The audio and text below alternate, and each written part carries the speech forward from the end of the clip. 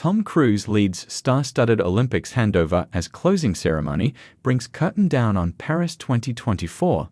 Tom Cruise stole the show in the closing ceremony for Paris 2024 AP Diva Alankara. Tom Cruise was dramatically launched into the Stade de France to close the Paris Olympics and signify the handover from France to the Hollywood state of California. Los Angeles will host the 2028 Games, and after a closing ceremony celebrating the athletes and successful French hosting, the final part changed gear dramatically when it switched to the next destination for the Summer Games. Cruise, who famously starred in Mission Impossible, was left waiting on the top of the roof in a harness while clutching a wire as the official handover section of the ceremony began. The Olympic flag was passed between the mayors of Paris and Los Angeles, Anne Hidalgo and Karen Bass, before a rendition of the Star-Spangled Banner.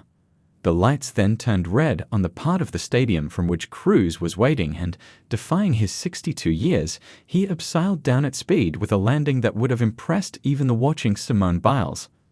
Tom Cruise helped launch the 4-year cycle to LA 2028, rude as Leah Millis. Cruise then ran through the crowds of athletes offering high fives before mounting a motorbike with a huge Olympic flag on the back. Drawing somewhat on the idea of the iconic scene between James Bond and the Queen at the London opening ceremony, Cruise was then filmed riding past the Eiffel Tower before getting in an aircraft for LA. The Olympic rings were then added to the famous Hollywood sign. The flag was then passed between legendary athletes, including the 200 meters and 400 meters Olympic champion Michael Johnson, via the Coliseum Stadium that will host the athletics events. And all this while the Red Hot Chili Peppers, Billie Eilish and Snoop Dogg, a regular in Paris in recent days, performed from Long Beach in LA and were beamed into the Stade de France.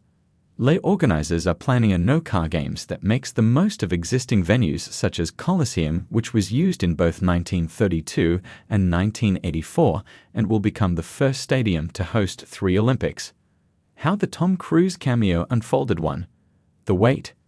Tom Cruise was pictured on the roof of the Stade de France an age before his descent into the stadium. At one point, it appeared as if Cruise was moving around as if to keep warm. Tom Cruise began his turn atop the roof of the Stade de France, Reuters/Sarah Masonia 2. The not-so-smooth descent. Cruise finally appeared, slowly descending into the stadium. Cruise was tugging on a lever of some kind during the lower half of his arrival, but nothing happened. It is unclear what was intended at this point. Cruise rappelled down into the stadium. Getty Images. Phil Noble 3. Running the athlete gauntlet.